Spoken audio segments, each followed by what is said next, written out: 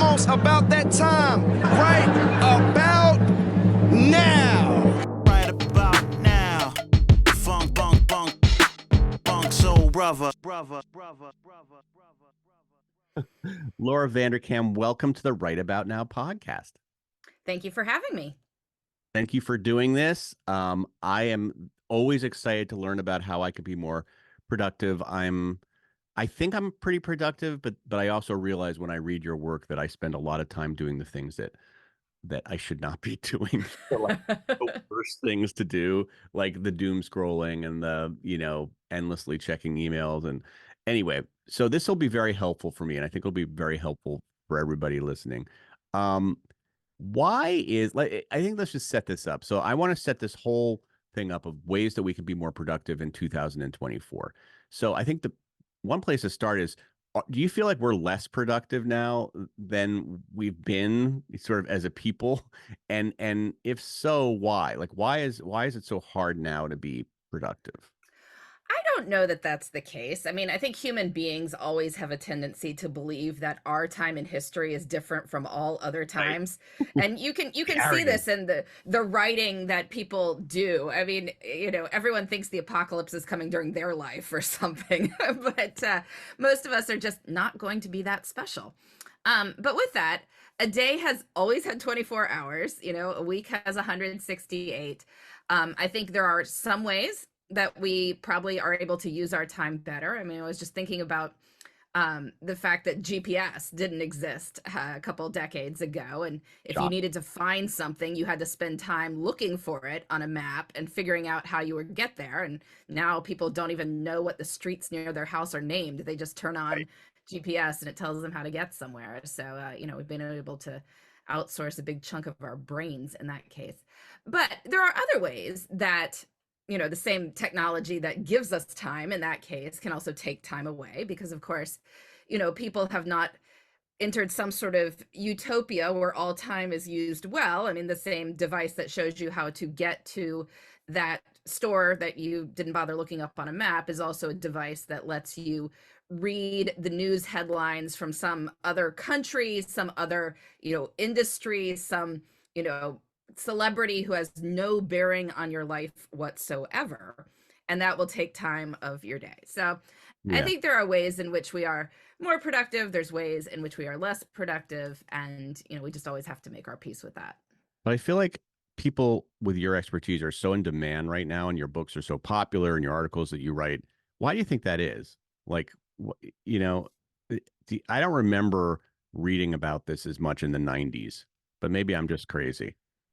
Well, I guess I wasn't writing about it in the 90s. Yeah, I don't exactly.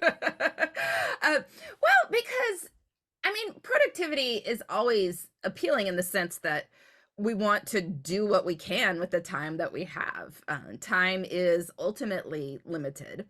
But I'd like to think that one of my key messages for people is that, well, yes, we're all going to die eventually. The time that we're actually working with, that is right in front of us, and that how we experience it is relatively abundant. That even if you are working full-time hours, even if you have lots of stuff going on in your personal life in terms of caring for family members or things like that, there is still time. Yeah. Like, looking forward to a year, there are usually 8,760 hours. In 2024, there are actually going to be 8,784 hours because it is a Bonus. leap year. You get an extra 24. Aren't you excited? I love it.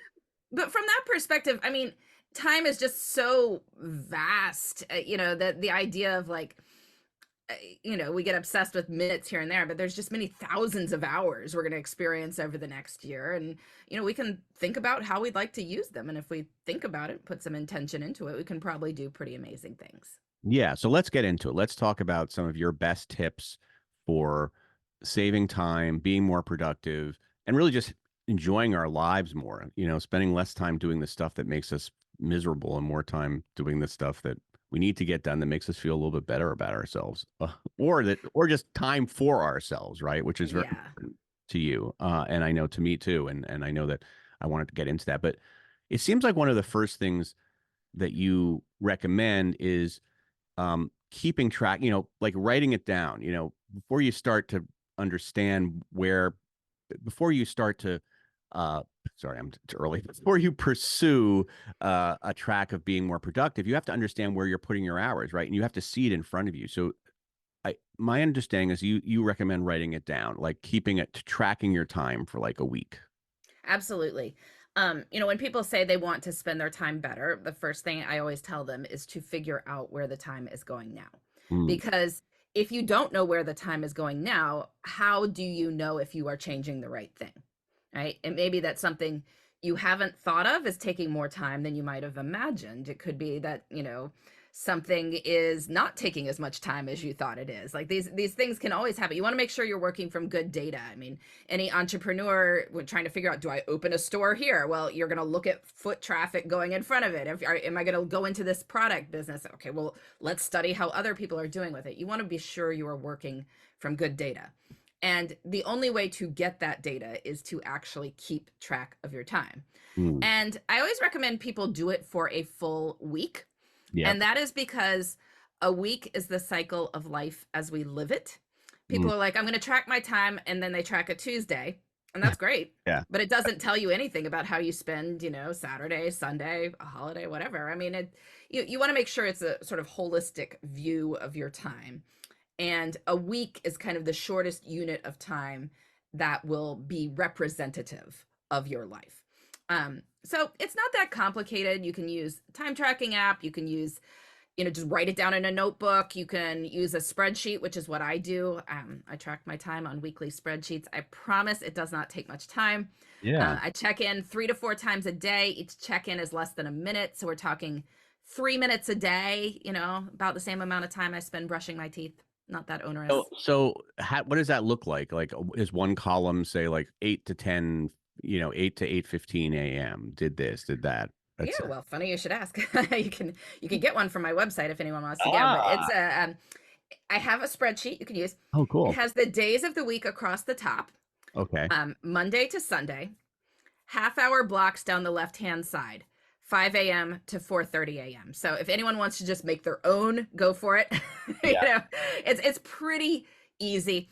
So I used half-hour blocks because I think a half hour is enough time to give you detail, but not enough time to like drive you crazy. Like it's not, I'm not saying like 5-minute blocks. What did you do during this 5-minute block?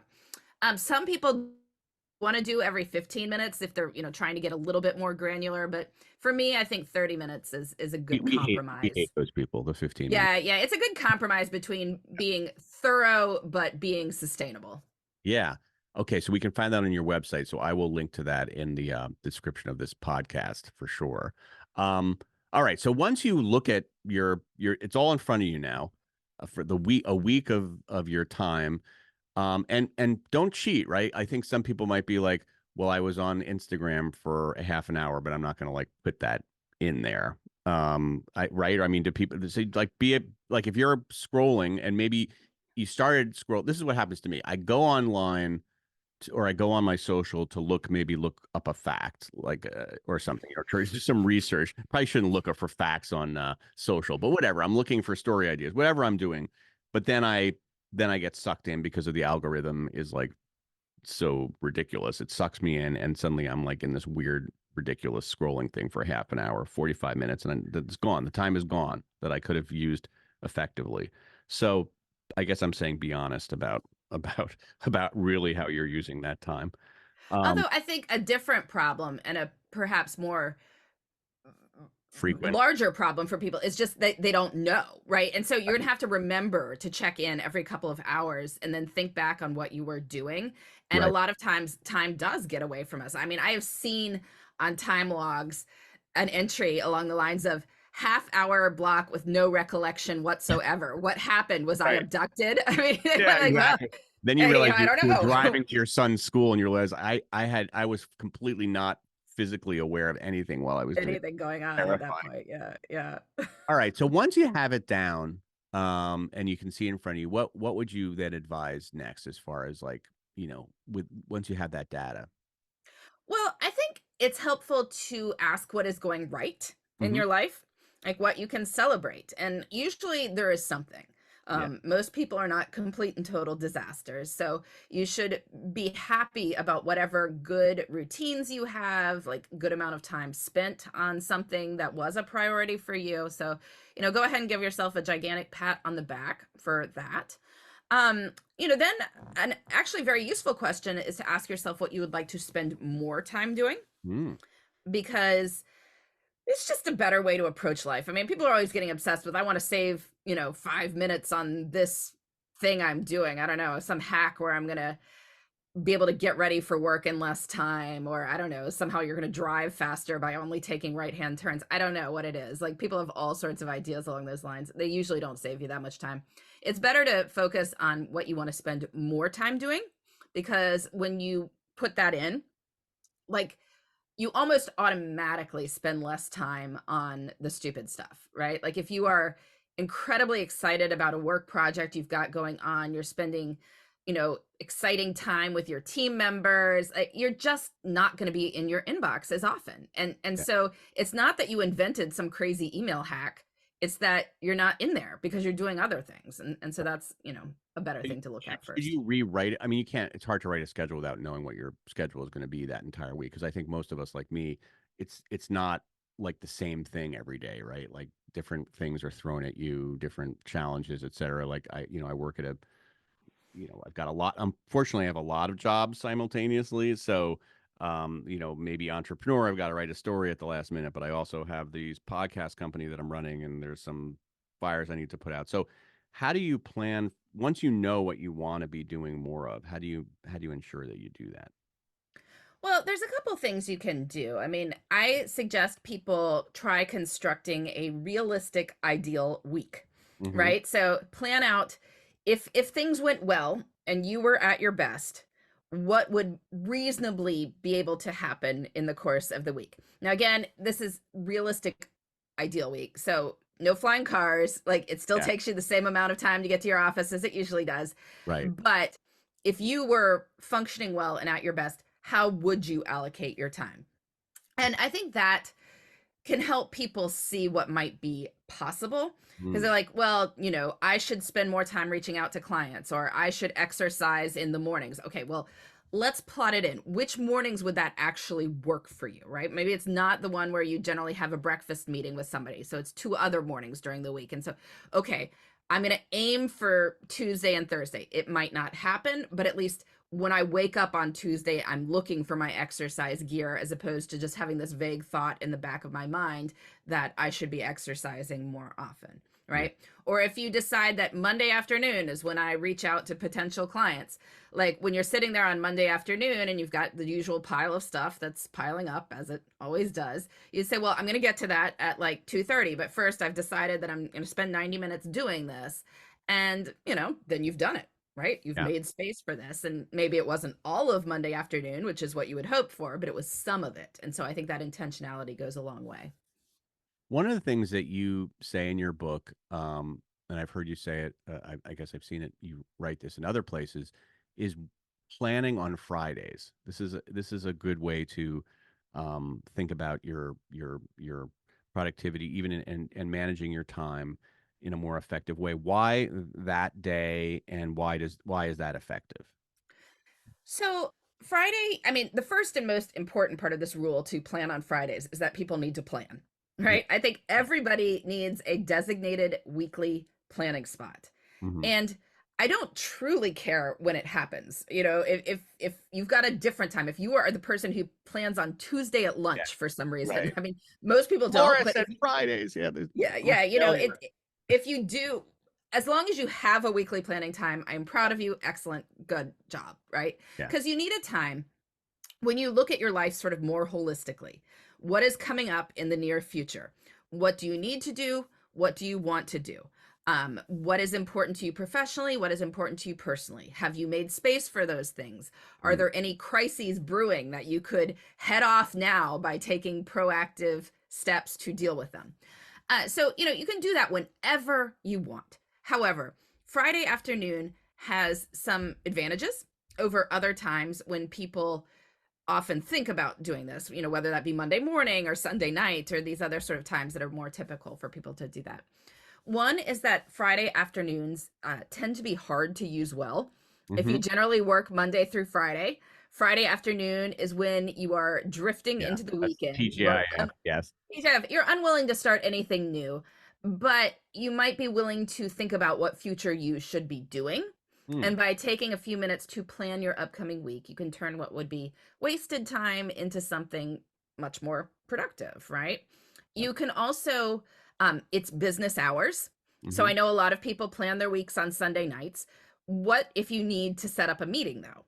Like if you're reaching out to someone and you're like, I would really like to have this person on my calendar for Monday. Well, I mean, maybe they're not on email on Sunday night, maybe they're like, if you need to make a appointment for something at a doctor or dentist office or whatever, like they're not open on Sunday night. You can't make that happen.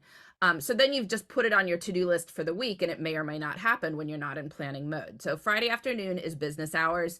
You can call people, you can set up meetings, you can, get things done. It also gives you a chance to think about your weekend. Like Yeah. if you haven't put any intention into your upcoming weekend, if you're planning on Friday afternoon, this gives you a moment to think about it. Like, is there anything I'd like to do? Any plans I'd like to make? Something I'd like to, call up my spouse and chat about with them, or call a friend and make that happen. Um, and then the last reason is that even people who totally love what they do often wind up feeling a little bit of trepidation on Sunday nights. Yeah. And I think those Sunday scaries tend to stem from knowing that you've got this gigantic pile of stuff coming at you, but you don't know what it is. And Right. you don't know how you're going to Unknown deal is with it. fear. It's Yeah. unknown. And so you don't know until you make that plan. So if you make your plan Sunday night, you've been thinking about it all weekend in the back of your brain. Whereas if you make that plan on Friday afternoon, you can put it to bed. Like, yes, next week is going to be busy, but I know how I'm going to deal with everything that absolutely has to get done. And within that planning, you say give yourself a bedtime, like, and that might just be for the same bedtime every day. I don't know. Why is that important? Well, because people need to sleep. I mean, that's a Really? pretty straightforward Yeah. concept. But here's the funny thing about sleep. Now, I've seen thousands of time logs, and most people do get enough sleep from a quantitative perspective over the course of a week. Mhm. The problem is that for many people, it is disorganized sleep. Yeah. So we stay up late one night and then we are crashing the next night, and then we stay up late and we're crashing, and the cycle sort of repeats itself, or we're skimping during the week and crashing on weekends, and it adds up to 7 to 8 hours a day on average, but it might be like 6 one night and 9 the next. And it just makes it very hard to um, keep a schedule together. Your body winds up forcing you to substitute sleep for other activities when you're really tired. So you crash on the sofa watching TV, or you sleep later in the morning on a weekend than you intended, and things like that. So it is much better to just get the amount of sleep you need every day, right? So given that you're going to spend this number of hours on sleep over the course of a week, instead of having it be different amounts every night, have Right. it be the same amount every night, right? And since most adults have to wake up at pretty set times for work or family responsibilities, the variable that can move is when you go to sleep the night before. Mm. And there's so much magical thinking about this. Like, people are like, well, I need 7 hours of sleep and I'm getting up at 6 o'clock and I'll be in bed at midnight. I'm like, that does not add up. Yeah. That's not right. Like, there's Right. no way you're going to get 7 hours of sleep going to bed at midnight. But if you need to be up at 6 and you need 7 hours of sleep, if you are in bed by 11 p.m., then you have a shot of it happening. So figure out what time you need to wake up, figure out how much sleep you need, count back that number of hours, Yep. and that is your bedtime, right? This is just math, nothing So complicated. on that schedule that you're making for that on Friday, give yourself a bedtime each night, or just have a consistent bedtime. Yeah, consistent. Yeah. If it's just a habit, like, I need to be in bed at 11 o'clock in order to wake up at 6:30. That is what I do. I On weekends I don't always make it, but I will stick to an hour of it, right? Because if you go more than that off one way or the other, you are just, it's like flying across the country on the weekend, like 3 hours of difference in sleep, but you get horrible jet lag. And, Yeah. why bother? And if you're not sleep deprived from during the week, you actually will wake up at the same time on weekend mornings. Like you know, tend to wake up sometime between 6:30 and 7:30 just because I'm not fighting off a sleep debt from the week if I have observed my bedtime. There's a lot of debate, when are we most productive? In the morning? Are we the most, are we night owls, or are we, early risers, et cetera? Is that important when making your schedule, that you understand your work your work habits and when you seem to be most productive? Like, I tend to like to, I don't know why, but I tend to like to write, and maybe it's because for entrepreneur I have to write because I'm in the West Coast, I have to write the night story. But Yeah. I tend to like to write after dinner, like a little bit. And most people hate that. Most people don't want to work like once the clock is off. But I'm a little different. But in the mornings, I like to get stuff done, like email, et cetera, et cetera. So what's your take on when we're most productive during the day? Well, it obviously does vary some amount from people to people, person to person. I think more people say I'm not a morning person Yeah. than actually aren't morning people. It's just, you say I'm not a morning person because you're tired in the morning. But again, that's a function of when you went to bed the night before, not your actual chronotype. Hmm. If you are truly doing your most productive work at night, Yep. then sure, yes, you may be a night owl. You're the person who's writing the great American novel at Yeah. night. Like, Right. bless you. That's Bottle great. of That's whiskey awesome. next to me. Yes. Yep. Yeah. Most people are not that person, right? Yeah. The average person is more focused in the morning. The average person goes through a period of sort of low productivity, low energy in mid afternoon. Hmm. So you just need to build your schedule with that in mind. Yeah. If you know you are different, and you probably do know if you are different because you've been dealing with this reality your entire life, then you are going to have to set your life to deal with that reality. But if you are a normal person who, if you have gotten enough sleep, wakes up at, again, a reasonable time, you are probably somewhere in the middle. And that tends to correspond pretty nicely with average business hours. Right. And this kind of dovetails with another tip that you've given, which is tackle the toughest work first. And I've thought about that. You wake up in the morning and sometimes you're just like, oh, I've got this thing I need to write, or I've got this meeting I need to schedule or do.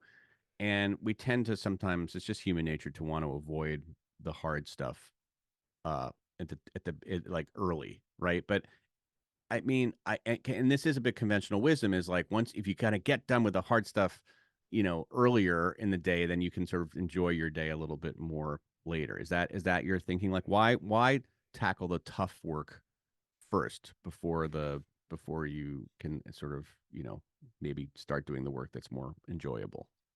I think it's partly just that it will get done then. I mean, what happens for a lot of people is that they're like, well, I'll get to it after I clear the decks. I mean, this clear the decks phrase, I heard it so many times I had to look it up. It's like a naval warfare term. Is that a Um, new, like, thing around the company, like water cooler, and need to clear the decks? I need to clear the decks, clear the decks. Yeah.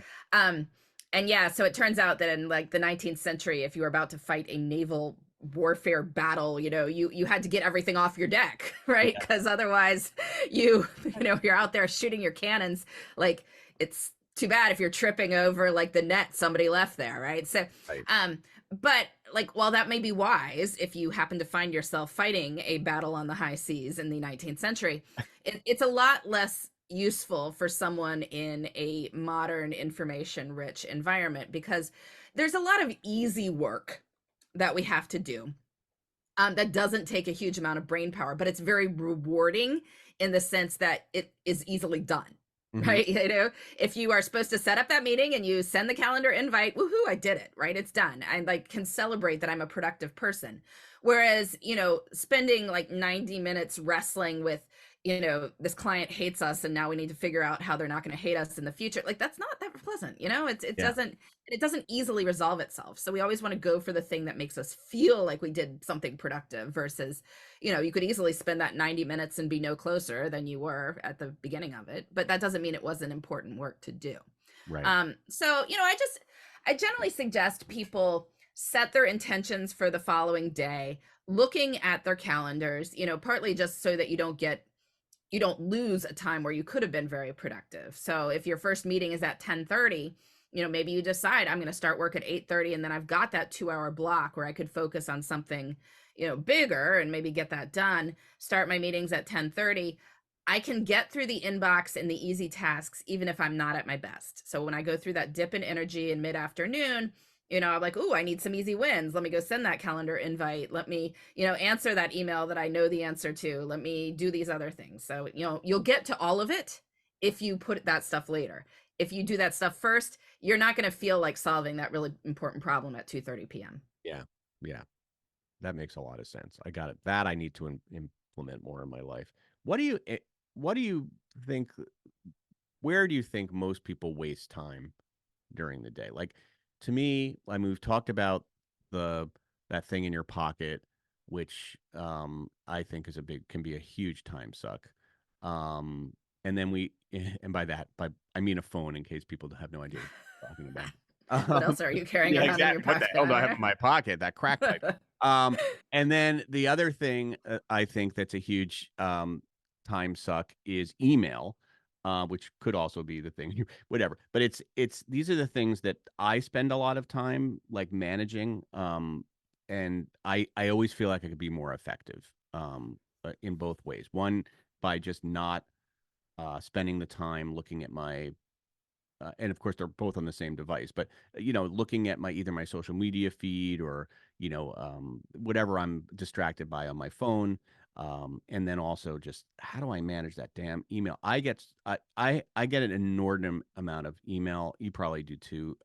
As a journalist, I get pitched like by every publishing not every publicist like in the country pitches me something, and I'm not, and I kind of need those pitches, but I actually don't really need any of them. And so I have a problem with email. And then what happens is the emails that are important get lost, and it's happened a lot to me. So I freak out because I like missed an email that actually was important for me to respond to. And anyway, I have no idea how to manage my email. I know it's a huge time suck for me. I wonder if it's the same for other people, if that's a common problem that you see in 2024.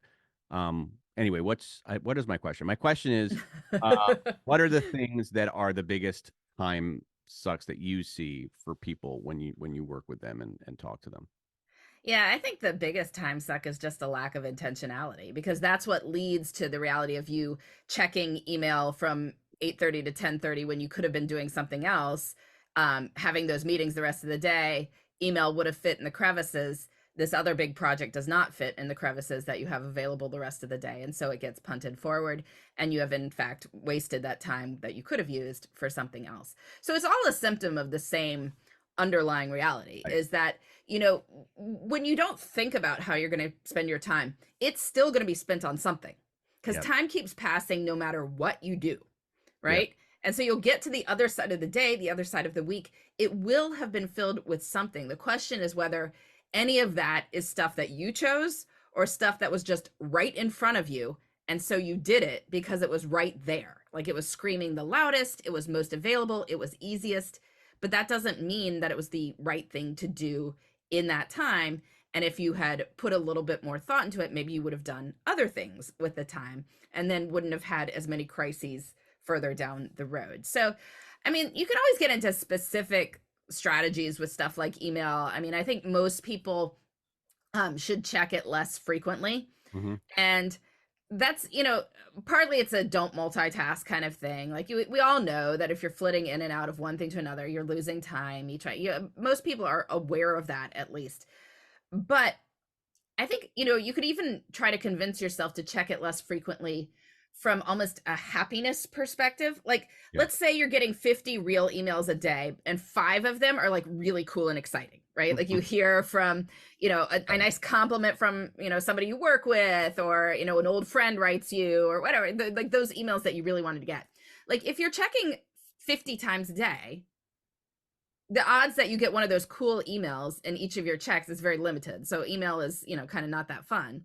But if you check 5 times a day, the odds that you get one of those really cool emails in each of those checks like goes up a lot. And so, checking email becomes more like opening a Slot Christmas machine. present. It's the Yeah. slot machine, It's right? yeah, The but dopamine it's hit. less of a slot. It's a slot machine that works, right? Like every Yeah. time, like you get a reward, and so you feel a little bit more excited about it. But if you check too frequently, then it becomes more of a drain.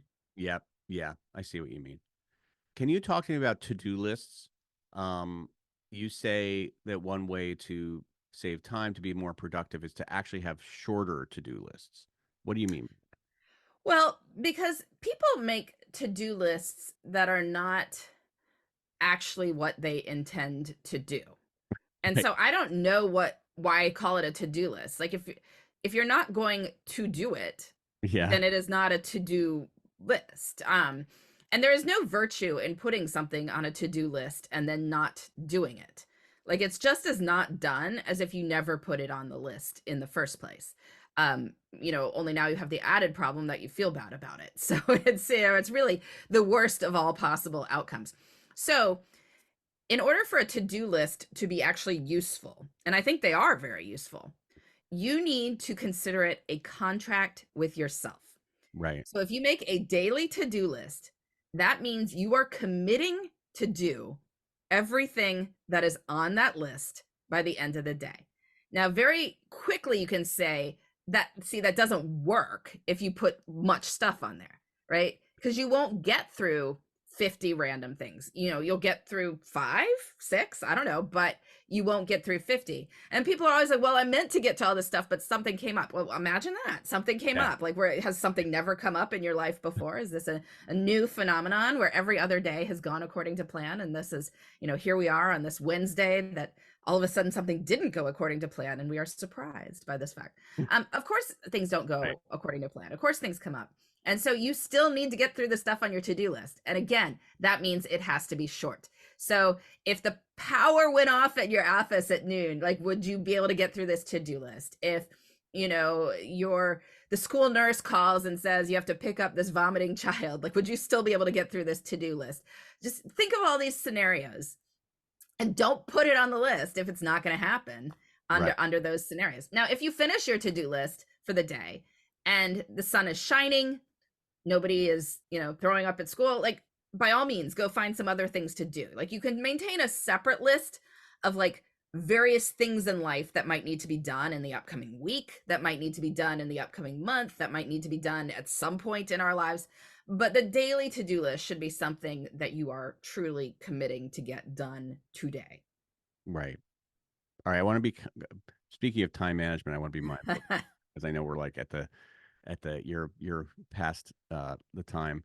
But can I have like 5 more minutes of your Yeah, that's fine. That's fine. So what have we missed? One of the things I feel like we've missed is, or not missed, but is meetings. We haven't talked about dealing with meetings. It seems like there's a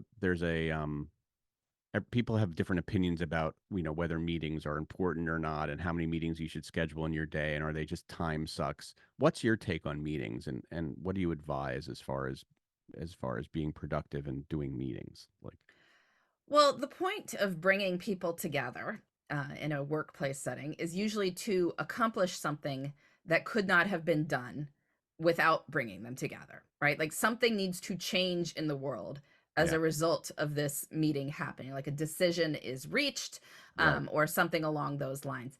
And so if it doesn't meet that bar, then right. it probably shouldn't have happened. Mm, Now, there's all sorts of things that could change in the world. I mean, one of them is like, I had this 15-minute meeting with my direct report, and now he feels more confident in his ability to handle this task that he has been assigned. Yep, that is a change. That is a change yeah, in the world. And so that might have been worth having as a meeting.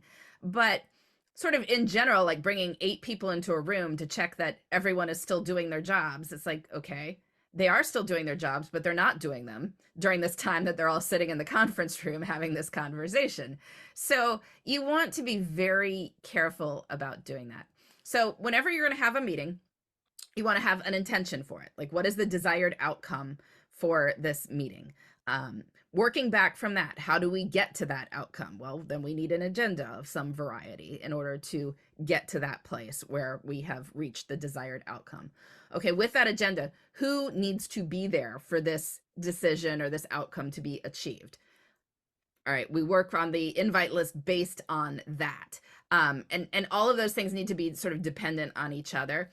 And, obviously people are like, well, that's a lot of work to do, and to ensure that everyone who's in that meeting needed to be there for like every minute they were there. We're like, whoa, that's a lot of planning and all that for, wait, I can't do that. I have too many meetings to do that. Well, okay, then we've got things backwards, right? Yeah.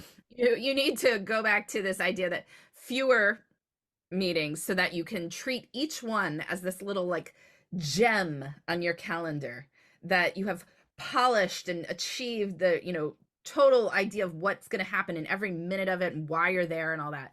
And so obviously, yes, you're going to have a lot fewer of these unless you have Yeah.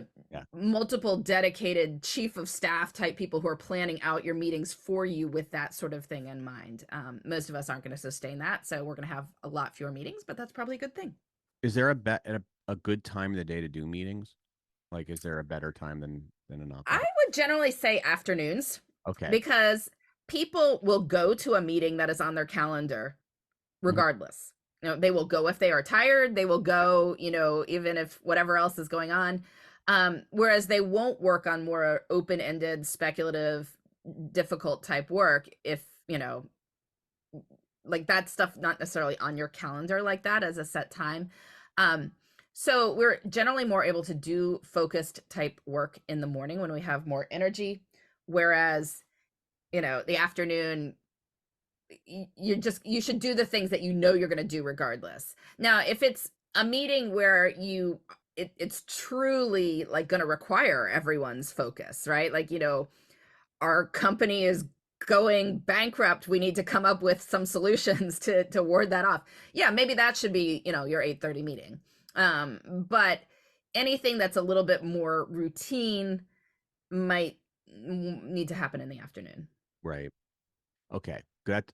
Last tip, and I feel like maybe we should. What have I missed here? I feel like one of the things that maybe I've missed, and maybe it's counterintuitive because when you're talking about how to be more productive, we keep thinking, well, makes the list, and this is it. But what about taking time for yourself? Like, in some ways, that personal care, wellness is the ultimate productivity tool because it makes you just a better, happier person, right? Who's more willing to. So what is that one thing? I have a few things written down here from your book and from things that I've researched here, but it like take one night for you, one big adventure, one little adventure. But what would you advise here? What is the thing that you should do to take care of you first, or to just to make you feel better physically and mentally so that you are more productive ultimately? Well, there's certainly habits like, getting to bed on time, giving yourself a bedtime. I think, moving your body at least somewhat every day is a good idea. But I think, the ultimate self-care is being interested in your own life. Hmm. And so why don't you just sort of, as you're doing your Friday planning, make sure you have something in the upcoming week that you are genuinely looking forward to. Mm. And Okay. it could be professional, but it could be personal too. Maybe ideally you have something in both spheres that you are genuinely looking forward to. And that in and of itself is going to make you feel more energized, more excited, more like life is a good thing. Yeah. And I think that goes a long way. I mean, there's always specific things people can do. I can tell them like, take one night a week to go play in a pickleball league or sing in a choir or whatever it is you love Right. to do. I mean, those are all great ideas, and I think those are good habits to be into. But probably the first step is just making sure there's something in your life you are excited about. That's such good advice because yeah, when you're excited about something, it makes everything go a lot faster and you just feel better. But I think so many of us fall into that routine. Every day is kind of the same and there's nothing, and it's just work, work, work, work, work, and there's just nothing that you're excited about. And it's sad. Yeah, it's true. Especially when you work at home, like me, you're kind of alone a lot of the day. Yeah. So, and by the way, just grooming your cat or whatever is not necessarily the thing, as I've learned, although I do spend quite a bit of time with my cats. Laura, as always, this has been incredibly enlightening. Thank you for taking the time during the holidays to do this with me, and I hope you have a wonderful holiday vacation. You too. Hope you have a great one.